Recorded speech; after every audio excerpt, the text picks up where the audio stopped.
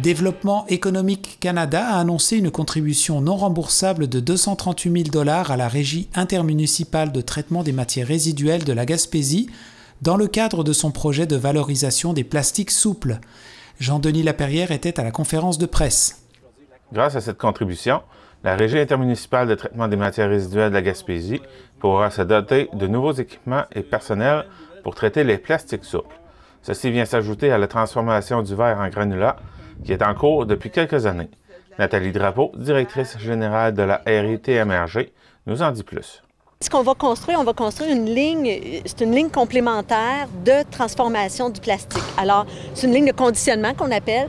Alors, grâce à l'argent du fédéral, notamment, ce qu'on fait, c'est qu'on ajoute un bâtiment avec des équipements, broyeurs, après ça, un densifieur, après ça, une petite partie avec un grillage, un tamis, c'est ça, tamiseur, et qui va donner les flocons. Avec ces flocons-là, avec cette ligne-là, on va produire des flocons qu'on va pouvoir vendre après ça à des acheteurs qui vont vouloir eux aussi transformer.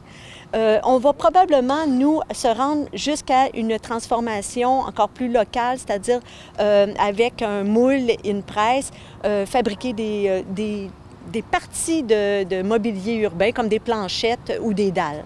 Donc, c'est à ça que nous sert la contribution financière de Développement économique Canada.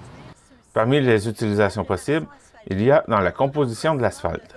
Les flocons, donc, qui vont aussi être vendus au niveau de l'asphalte, de la préparation de l'asphalte, que ce soit en remplacement du bitume ou du granulat. Quand ils font de l'asphalte, il y a comme deux portions. Alors, les flocons de plastique vont venir remplacer une partie des composantes, des matières premières que les entreprises utilisent. Ça, c'est intéressant parce que à ce moment-là, ça permet de pas sauver. C'est ça? Ça permet de sauver des matières premières, parce que c'est ça le but aussi, c'est de ne pas extraire des matières premières puis de réutiliser des matières qui ont déjà été consommées et puis qu'on peut réutiliser une deuxième fois. La Ville de Percé a décidé d'aller de l'avant avec ce projet pour sa nouvelle rue éco-consciente, comme l'indique son directeur général, Jean-François Cacou. Je dirais que c'est une aventure qui a commencé officiellement en 2020. On s'était rencontrés en 2019 avec Nathalie lors d'une rencontre des DG. Et on a décidé là de mettre en avant ce projet au niveau de la ville de Percé. Et puis aussi pour ramener sur place un projet qu'on avait dans les cartons et on l'a réinventé tous ensemble. Ce projet qui se concrétisera à Percé in situ, on l'espère en 2023, donc pour un visuel là, concret là, de cette application directement dans une municipalité et puis aussi dans nos infrastructures, puisque c'est un projet qu'on veut rendre disponible à toutes les municipalités du Québec, éventuellement du Canada. Selon Nathalie Drapeau, il est important de pouvoir faire la transformation localement puisque ça coûte très cher en transport pour l'envoyer dans les centres spécialisés.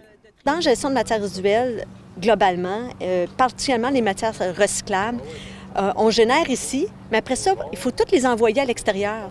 Donc, en général, c'est 1000 km. Fait que le 1000 km nous fait mal, coûte très cher. Puis en plus, les transporteurs, c'est pas facile de trouver des transporteurs. Donc, c'est clair pour nous, on l'a fait en 2017 pour le verre. On a transformé localement le verre parce qu'on se retrouvait avec des difficultés les coûts étaient astronomiques pour le transport. Puis pour le plastique, on a réfléchi de la même façon. Alors, quand on développe ça localement, bien, on crée nos emplois ici, on développe notre expertise ici, on réduit les gaz à effet de serre. Fait que nous, c'est une équation qui est juste gagnante pour ça.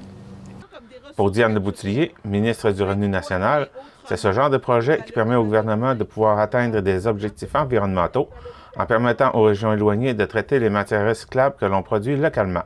Au niveau de notre gouvernement, pour moi, là, puis pour tout le gouvernement, c'est vraiment important. C'est quand on regarde là, tout le plan qui a été mis au niveau de la réduction des gaz à effet de serre, les objectifs qu'on veut atteindre aussi concernant la carboneutralité. Puis je dois vous dire que tout ce qui touche la gestion des matières résiduelles depuis que j'ai été préfet là, de 2010 à 2015, c'est un dossier là, pour moi là, qui a toujours été excessivement important. Tout ce qu'on produit, on devrait être en mesure de pouvoir traiter nos...